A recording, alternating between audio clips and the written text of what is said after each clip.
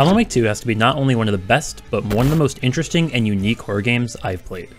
It's a horror game that keeps you on your toes with a frightening atmosphere and an interesting mystery-solving aspect. Now, this game is around 15 to 20 hours long, but I think I can explain basically everything in 30 minutes. Ready? Go. It's kind of a bop though. This game begins very strangely with a naked man crawling out of a lake. You play as him, dazed and confused, as you try and escape the woods. While walking through the woods, you constantly hear footsteps behind you and movement in the trees. You follow the path up until you're captured and murdered in a ritualistic manner. And that's the end of the prologue. You then meet up with two FBI agents who have been leading this case. The long-standing successful detective Jim Casey and the young prodigy Saga Anderson. Casey tells Saga that he thinks she should take the lead on this case. And here we start Return Chapter 1, Invitation. You get to the lake where the murder took place and meet up with two dim-witted deputies. That we have anything against city folk, right, Thornton? You walk along the path to go to the murder scene, and this is where you learn what makes Saga so special. She's able to access something she calls the Mind Place, where she's able to easily lay out all the details to a case on her case board in order to draw conclusions on what to do next. It's actually a really fun aspect to the game, as you really feel like you're solving a crime. So, we get to the body and find out that it's an old FBI detective named Nightingale that went missing 13 years ago, just like all the other murder victims from this serial killer case. The difference in this murder is that it seems unfinished compared to the others, as whoever killed him left stuff behind. This is when we learn about another one of Saga's skills, which is her FBI profiling. She's able to take what she knows about a suspect or victim and can uncover completely unknown information, which she finds super normal but is definitely supernatural in nature. Anyway, she's able to deduct that Nightmare must have come from the lake, so we go and check it out. You follow tracks that seem to end at this large tree and you find a note. And when you read it, it's startling. It's basically a written account of the actions you just did, as if you were reading about yourself in a book. It leads you to believe that there must be a message left inside of Nightingale's body, and you want to have the body moved to the police station immediately. So you leave the forest and head to town of Bright Falls, Washington. First thing you do here is interview two witnesses of the crime who tell you they were doing some research for a book about a missing author named Alan Wake, and that what they witnessed seemed like cult activity. They also seem to be hiding something, so you profile them and figure out that they're hiding a necklace that they found, because it would be good for their book. You take that and head out, but not before a super weird interaction with the waitress, Rose, who is surprised to see you back after your daughter drowned, which never happened because clearly you were just talking to her on the phone at the beginning of the game. I'm sure it's nothing, and not important to the story at all. So it's time to head to the morgue to perform the autopsy, which of course you are completely certified to do. You pull something out of Nightingale's chest, which is a manuscript page that describes Nightingale attacking Saga, but he's dead. The sheriff rushes to show you a similar manuscript page that he had found, which is when he just disappears into thin air. This is when Nightingale gets up, kills a few police officers, and comes after Saga. You remember from the note that the Taken can't see into light, so you stay in bright lights to stay hidden, which I think is actually a really fun twist on always having to stay in the shadows. Anyway, you defeat Nightingale for now, as he just kind of disappears. You're able to deduct that he must have gone to the lake, so you head there. And that's the end of Chapter 1. Real quick, if you guys are enjoying so far, definitely be sure to subscribe. Helps me out a ton, and you get notified when I post, or go live, which is when I play these games. Alright, back to the game. Return Chapter 2, The Heart. As you drive to the lake, Agent Casey tells you about a name you've been hearing a lot, Alan Wake. He was a writer that disappeared 13 years ago, and his books inspired cult killings in New York City. Also, that he has a book series about a detective with the same name, Jim Casey, and it may be possible that these two cults are related. You see two people working here, one of which is a member of the town who is accompanying a member of the Federal Bureau of Control. Nothing interesting about them right now. You tell Casey you're going to go on your own, of course, and explore the forest some more. Through profiling and deductions, you were able to determine that Nightingale's disappeared into an area called the Overlap, which seems to be its own dimension. You find a note saying that the way into the Overlap is by completing a ritual, putting a heart through a hole in a sign. First thing to do is find Nightingale's heart, which you can determine by profiling, is in the old convenience store. You get there, find the heart, and get attacked by a cult member who you defeat pretty easily. Also, you're able to find a shotgun, which is awesome. Heart goes into the hole, and you enter the overlap. You see strange visions and seem to be stuck in a loop. You keep going around until you find Nightingale.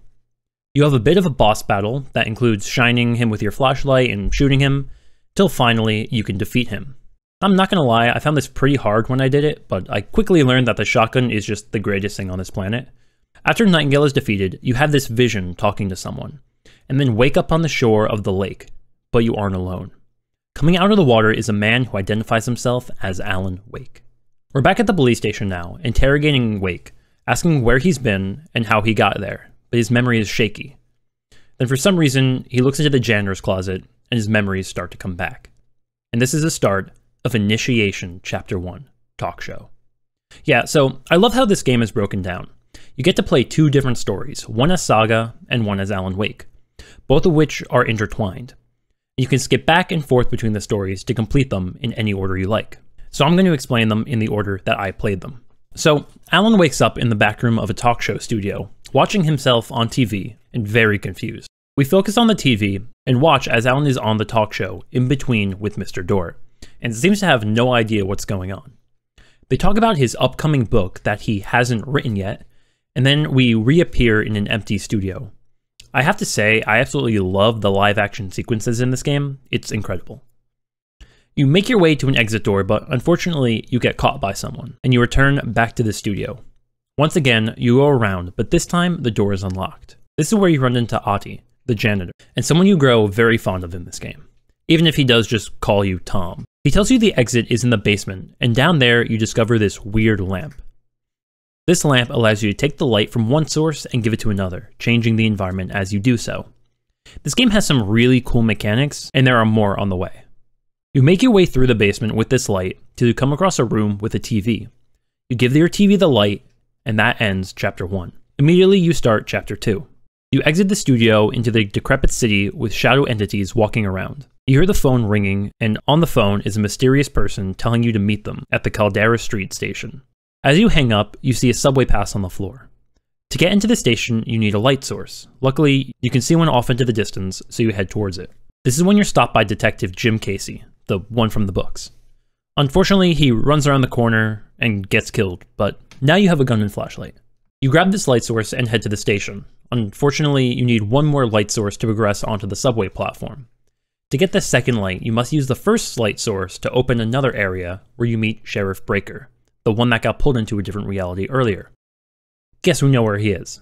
He's trying to find a way out, and seems to know you, and also knows that you have some pretty bad memory issues. This mainly serves as a safe area where you can save and get supplies, as well as a map of the area. You get another light source, and you're able to head deeper into the subway. Down here is where you really learn about the power Alan Wake has over this reality. Your goal here is to find the murder scene.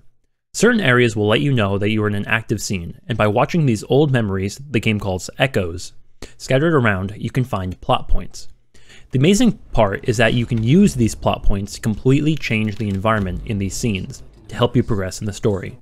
It's unbelievably cool to see everything just changing around you as you edit it. You find one place which is a collapsed tunnel. You know this must be the murder site, but you need to find the correct plot element to set the scene. So you make your way around various other scenes, finding echoes and fighting shadow creatures, until you can finally view the summoning ritual in the collapsed tunnel. However, before you can explore the area further, this dark entity begins to chase you, destroying everything in its path. You can hide in the safe room till it passes and head back to the tunnel. This is where you find a dead Nightingale, and you enter a cutscene where you see yourself talking to Agent Anderson, just like you saw from her perspective. The fun thing about these cutscenes is whoever is on the other side of the veil in your cutscene, you can't really understand them. So by completing both sides, you know what both of them are saying and how there were miscommunications between them. Initiation Chapter 3, Haunting. This is a short one. As Alan, you leave the subway tunnels, and now in the main square, a new building has appeared. Parliament Tower, your home and the home of your wife, Alice. You head up to your apartment, and there are these cameras that are set up.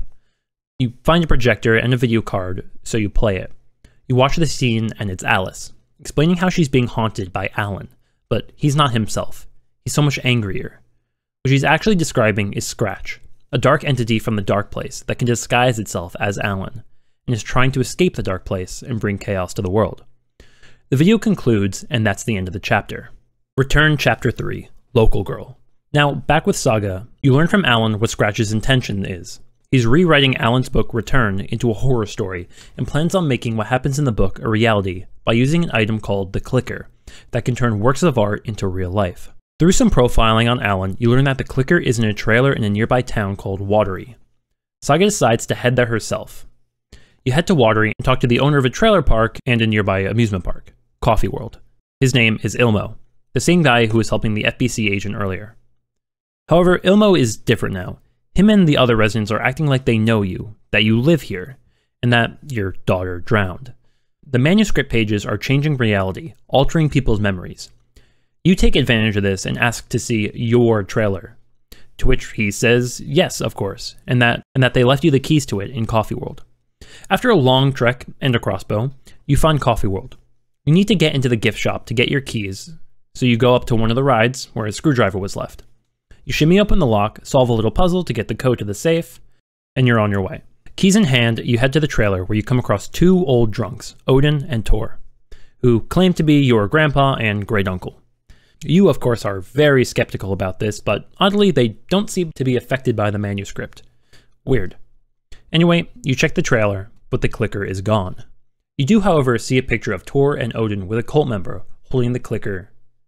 As you leave the trailer, you're face to face with cult members. However, these ones are familiar, as they're deputies Mulligan and Thornton, the two dumb ones from earlier. You follow them back to the workshop that you recognize from the photo is where the Clicker is. You solve some puzzles to head into the basement where Thornton and Mulligan are waiting. As you approach, though, they disappear, and as you reach for the Clicker on the table, that vanishes as well. That's when you hear loud banging upstairs. It was a trap. You head upstairs and fight a large taken enemy. Once you defeat them, you read a manuscript page telling you that the two disappeared into the overlap, and the way in is by completing this parade float. It's missing a knife that you get from the gift shop, a circuit board you get from a ride, a cassette tape that you get from a cutout, and a mask which you find on this well. Complete the float, and the entrance to the overlap opens in this well. You head down, and same as last time, you walk around a loop for a while until finally you enter a boss fight. This one is a little more complicated. Mulligan and Thornton will take turns fighting you, however they keep coming back to life until you destroy all the shadow nodes. Once destroyed, you can kill them for good. This battle was super intense, and I was so low on health at the end my heart was pounding unbelievably hard. Once again, after defeating them, you talk to Alan through the veil. Obviously confused as he's back in the real world, so how could you be talking to him like this? But he tells you he wrote you in as the story's hero, which only upsets you as that puts your family in danger. However, with this victory, you obtain the Clicker, which is how you can stop Scratch's evil plan. Return Chapter 4, No Chance. In this chapter, you don't actually play as Saga, but as Wake. You are back at the lodge with Casey when cultists fall upon the area to take Wake. There's some gunfire, and then Wake gets knocked out. When he gets up, he's in a blood-filled scene with his only goal being to find Casey. We get a shotgun and follow his trail. We take out a few taken, and then as we get to this bridge, we can sense Scratch nearby, which is when we pass out. We are then back to following Saga, who arrives at the scene where FBC agents have taken over the investigation. We have no idea at this point what's happening to Alan or if Agent Casey is okay. When asked to hand over anything evident to the investigation, Saga holds onto the Clicker as she hopes to resolve this herself. We stop at a safe room, and this is where I switch over to Alan's story. Initiation Chapter 4, We Sing. Okay, time for the absolute weirdest chapter in this game. We are back in the talk show waiting room and once again have to focus on the TV. This puts us into a musical. Yep, Alan Wake musical. There's not really a ton of detail I can go into here. You walk around this scene with a musical up on screens, singing about Alan Wake's life. There's some bops, not gonna lie.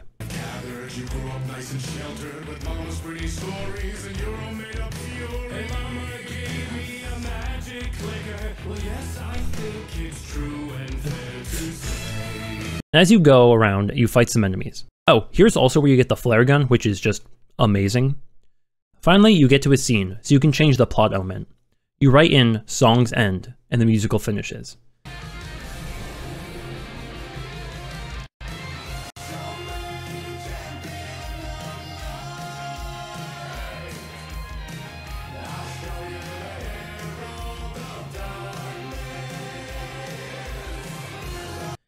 You get up in the empty studio and head back towards the exit. Weird. This leads us right into Initiation Chapter 5, Room 665. Back onto the streets, you once again hear the payphone ringing. You pick up and talk to this mysterious man once again. This time he tells you to meet him at the Ocean View Hotel, but for real this time. You try to go in the main entrance, but it's inaccessible. But this world is not like real life. It's a dreamscape where things don't always make sense. To enter the hotel, you follow these neon lights. You use your lamp to open a doorway and make your way across rooftops. Eventually, one door leads you into the hotel. Oh, and we got a shotgun. Nice. Once in the hotel, you see in front of you room 665. Inside, a projector. As you focus on it, you're transported into a meeting with Thomas Zane, a poet and screenwriter, who just like you, is trapped in the dark place. And apparently, the two of you have some fun. The only way out is keep writing your novel and to stop Scratch from changing the script. To do this, you need to get back to Parliament Tower. But first, you must find another murder scene. This time, it's right in the hotel. You start in the lobby, move to the hallway where you know the murder scene will be, but of course you need to find the correct plot element. You go to a stage room, which leads you to room 101, which then eventually leads you to this staircase. Now, throughout this, you've been watching echoes of Casey describing what's going on in the hotel. There's a play being held about the Cult of the Tree, a play in which the whole hotel participates, and the lead actor is a mysterious man with no known name and a chilling presence. He's staying in room 666. How fitting. You head up the stairs and get into room 666, which is when the dark entity finds you again and chases you. You manage to escape and have the final piece of the puzzle you need to complete the murder scene. In it, a woman who drowned in her tub with a musical disc underneath her. Once again, you see Agent Anderson on the other side of the veil and try to explain what's going on. Chapter 6 of Initiation is another short one. You leave the Ocean View Hotel and once again return to your apartment at Parliament Tower. You go from room to room watching different tapes of Alice, and your experiences with the ghost of Alan Wake. After you watch the final one, you're transported again to the studio waiting room. Once here, I decide to switch back to Saga and start Return Chapter 5, Old Gods. As Saga, we want to get answers about the clicker, so we decide to ask two people we know who have definitely seen it, Tor and Odin. However, they're at the retirement home. But luckily, everyone remembers us as their family, so we decide to go pay them a visit. However, when we get there, we're told that we can't see Tor and Odin right now, with seemingly no explanation. And it's that Lady Rose from the diner again. Guess she just works everywhere. She does, however, allow us to come in to visit some of the other patients. But of course, we take this opportunity to check Tor and Odin's room. Tor's room is a mess, and he isn't there. And when we check on Odin, he is out completely cold. So we did decide to do some profiling on him, but this time it goes a bit differently. By using this technique, we're able to talk directly to Odin. He's able to tell us about our parents and about Tor. He says that all Andersons have this power. This adds credibility that these two old drunks are in fact her relatives. We found out from Odin that Tor is in the wellness center, basically an on-site hospital. Oh, and as for the reason they were with a cultist, well, they'll drink with anyone. We confront Rose, and she, well, just lets us into the wellness center. Okay, we do kind of flash our badge at her, but still pretty painless. However, when we get there, Tor is missing from his bed. We can, however, hear him moving about. We eventually get eyes on him, and it looks like he's becoming possessed. He escapes and locks the door behind. Through a series of puzzles, we make our way out the center just in time to see Tor being pulled into a small pond by a Taken into the overlap. The only way to open it up is by playing a specific music disc, a song by Tor apologizing to Saga's mother. However, in order to get it, we need an access card, which Rose just gives us because we utter a phrase to her that she read the hero of an Alan Wake novel will say. Oh, did I forget to mention the freaky Alan Wake shrine? We head to the basement where the Old Gods of Asgard Museum, the band Tor and Odin were in, and find out that the record we're looking for is in the room of Cynthia, one of the elderly here, and the one that dragged Tor into the overlap. In addition, the disc is in her bathtub, just like we saw in Alan Wake's story. We get the disc and enter the overlap in the pond. Down here is business as usual. Go around this loop until we get to the boss fight. Here we can hear Tor trapped underwater, telling us that he's sorry and to just leave him. But you already know we aren't going to do that. We have to go from platform to platform in order to turn on the generator. We can't stay in the water too long, or Cynthia will get us. Turn on the generator and get the lights turned on and head down to fight Cynthia. Definitely the easiest out of the boss fights. She flies a little bit, but we shoot her a bunch and victory is ours. Once again, we talk to Wake, and the Wake back up in the retirement home pond. And best of all, Tor is okay. Time for Return Chapter 6, Scratch. In this chapter, we head back to the police station. Our goal is to talk to Wake and give him the clicker so he can fix this. But as we walk in, we see the place ravaged, and a large Taken walking about the place. We take him out and talk to Agent Estevez from the FBC. She doesn't want to let us talk to Wake, but is not exactly in a position to negotiate, so she agrees. We head to the basement to turn on the power, where we see that Casey is okay. Mostly. So power on, and we go to talk to Wake. We soon realize, however, that it isn't Wake in that cell. It's Scratch, and he wants the clicker. We're able to bring him outside and shine him with some super bright lights, which makes him need to disappear. The only thing to do now is to figure out what to do next. Saga comes up with a plan, now that she knows how the clicker works. Just need to bring back the real Alan Wake, as he's the only one that can fix the story. All she needs is a work of art to bring to life. So she gets her relatives to write a song about Alan Wake coming out of the lake, and has them perform it while she shoots a bunch of Taken that try to stop the concert. Nice. All this while Estevez and Casey stood on a cliff, occasionally shooting some lights and dropping supplies. Which, honestly, really bothered me. Like, you could definitely be shooting too. Anyway, they finish the song, and we press the clicker, but Alan doesn't appear. That's as far as we can progress here before finishing Alan's story. So, back to the studio we go. Initiation Chapter 7, Masks. Here you find yourself back in the studio, and once again, you see Ahti, who tells you to go down into the basement. Not much happens here, but you do find pictures taken by Alice in a shoebox that become important later. You make it back to the TVs, and that's pretty much the end of the chapter. Now for Chapter 8, Zane's film. We know we have to get back to Parliament Tower, but we need a murder scene to do it. So we go back to visit our old friend Zane to find one. And by visit, I mean tape him to a chair. Things get a little out of hand, and well, he gets shot. We told him not to try anything. However, now we know where to go. The old theater. We head there with the movie ticket we found, and once again, it's time for editing scenes. We use the echo we found to get past this blocked door that leads to another echo. We use that to get into the theater room, to watch as Casey has an interaction with a cult member. We then use that echo to play a lost clip in the theater screen. Actually, this part is really cool. We use the lantern to transfer some light to the lamp that Zane is holding on screen, and that opens up this door to the alley. Here we watch an echo where this world's Thornton and Mulligan killed a bunch of people and threw them down a chute to appeal the cult. We also run into the sheriff again and watch Casey on a roof with a cult member who then jumps off the roof. But this gives us the final plot element we need. We head back to the theater room and enter this door that is actually in the screen. Here we loop around a bunch of times, each time hearing as Casey becomes more and more paranoid. We also run into this person tied to a chair, and the interaction makes me laugh every time. Kill me! I wasn't gonna kill you. Go get that knife and stab me! You can just give up and go back! Okay. Finally, after that, we watch another echo, but this time a cult member is talking to us directly, which is pretty creepy, because these are supposed to be memories. We enter the projector room, where we see a murder scene that very closely resembles the parade float from earlier. We're also able to talk to Anderson again here, as we try to warn her about Scratch. Now that we found the murder scene, we can go to Parliament Tower. This is the start of Initiation 9, Gone. This time when we go to the square, Parliament Tower isn't there. However, the phone is ringing again.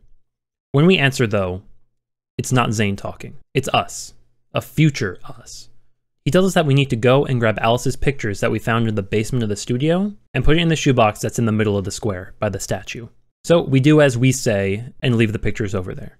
After this, the entrance to Parliament Tower opens up and we head back inside. This time, there's just one video to watch. In it, we hear Alice talking about how difficult it's been with Alan haunting her, and that she wants to go from photographer to subject. This is then when it tells us that Alice took her own life. This, naturally, angers Alan. He breaks into the room where Scratch is editing the paper and shoots him. But he quickly realizes that wasn't Scratch, that was him. It was him all along, stopping himself from making the edits and terrorizing Alice. That's when the dark entity once again grabs him. And that is the end of Initiation. Back with Saga is Return Chapter 7, Summoning. Saga realizes that the reason Wake never appeared after her summoning ritual was that that ritual is the reason Wake appeared in the world in the first place a few days ago. And that it's not that the Wake they have now is actually Scratch, but that Scratch is possessing him. Scratch does appear, however, and we have to fight him. We trap him in this cage and blast him with some light. This gets Scratch out of Wake, however, he then enters Casey, who knocks us down and takes the clicker, and then disappears. Scratch uses this opportunity to make his version of Return a reality. During this, Saga got thrown into the lake and disappears into the dark place. The only one left now to stop this is Alan. We talk with the FBC agent, who gives us some weapons, telling us that this is the best that they can do. 3 weapons. A revolver, a sawed-off shotgun, and a flare gun is the best a government agency can do. Whatever. So we head back to the car and make our way back to Bright Falls. Here we see a large opening to the dark place, and we walk in, knowing that it's very unlikely we're going to walk out. However, on the other side of this is not the decrepit worldscape we're used to, but a bright festival, which brings us to Return Chapter 8, Deerfest. We walk along the street of Bright Falls where people are celebrating Deerfest, with banners all around talking about the new release of Alan Wake's book, Return. Our mission now is to find a copy of Return so that we can take it to the editing room and fix it. We do end up finding one, and this is when we start to get chased by a bunch of the town-goers. We're able to escape, however, and make our way to where the writer's room is, which happens to be at the retirement home. However, there's no way in, so the only door that's open is to the wellness center. We make our way through, trying to get to the main entrance, which is when Casey appears. The dark entity chases us, and we narrowly escape into the retirement home, thanks to Rose. She acts weird again, as usual, and we head up to the writer's room. And who better to unlock the door for us than Ahti? We sit down and start to write, but it's pretty difficult. We need to find the perfect ending. One that goes along with the genre, but still fixes everything. We see a vision here with us talking to Anderson, talking about how we need everyone to make it out of this alive. However, that the hero must pay a sacrifice. This is the start of Return Chapter 9, Come Home. Here we find Saga in her mind place. The only difference is that we're unable to leave. When we look along the case board, all we are reminded of is our failures. We try to do some profiling on ourselves to try and figure this out, but once again, all we hear are negative thoughts, telling us that we're a bad mother who let our daughter die, that we're a terrible partner who let our partner get hurt, and that we're a terrible detective. Pretty harsh, but through the dark, we're able to use the flashlight to find the things that disprove these. This is a really powerful moment in the game, where Saga is able to overcome all of her negative thoughts. Now Saga is able to leave her mind place. She goes out into the city and hears the phone ringing. She answers. On the other line is a voice that's familiar to us, but one that Saga doesn't know. It's Alice, telling us that we need to go to the shoebox in front of the statue at Parliament Tower, that the clicker would be there. We hear some humming and go over to see Sheriff Breaker. We exchange some pleasantries, and he tells us about a person called Mr. Door. He hands us a manuscript that he wanted to give us back in the police department, right before he disappeared. Using this, we're able to find our way to Parliament Tower. It's through the door at the construction site. We go there, and sure enough, there's a clicker and also a bullet. When we get back, we answer the phone again, and Alice tells us that Alan really needs our help. She realizes that while in the dark place, her mind place is even more powerful, and she's able to communicate directly with Wake. Here they figure out their perfect ending. All she has to do now is get the clicker to Wake. Saga comes into the writer's room just as Wake finishes his ending. And it's just in time too, because that's when Scratch barges in the room. Saga presses the clicker, and the rest unfold. Come on, you motherfucker! Come on! We got our price of admission. Darkness not as a monster, but as emptiness. We're none the wiser. No answers, no truths. Saga said we're both heroes. I'll pay that price. So will she. We are here to kill the monster. I pray nothing comes after this. Nothing but sleep. This is how we win. Is it too easy? What if this is still the dark place? Another dream to wake up from, always coming back to the beginning. The memory of what came before burned away by this terrible realization. Maybe it's a mercy, forgetting. To know nothing when we loop around, back to... And that's the end of Return, and the end of the game. Oh yeah, so there's a cutscene actually halfway through the credits. We find out that Alice is actually alive. She didn't kill herself, she just went into the dark place. She did this because she knew it was the only way to get Alan to do what he needed. It actually tells you that it's not a loop, that you're in a spiral. basically saying that if you do this enough times, you will reach an end, or that things will at least change. Now, after this, you actually unlock something called the Final Edit, which is basically a new game plus. However, some of the story does change a little bit. I didn't play the final draft, maybe that's for another day. Anyway, thank you guys so much for watching. If you enjoyed, definitely be sure to check out more from me. There should be a few videos on the screen now. Anyway, I'll see you all in the next one. Peace. You see strange visions. Ugh, voice crack.